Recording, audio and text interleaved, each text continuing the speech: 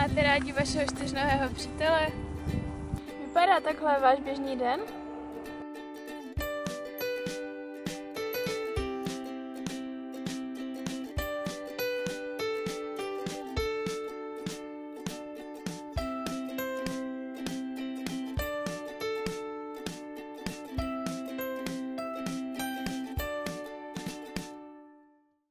Na světě existuje spoustu kosmetických značek, které testují své výrobky na zvířatech.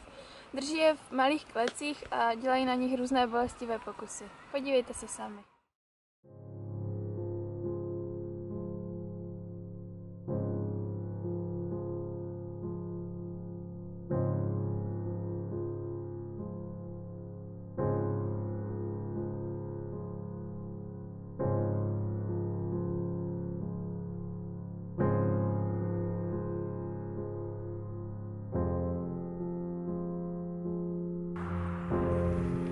V dnešní době existuje hodně značek, které už kosmetiku na zvířatech netestují.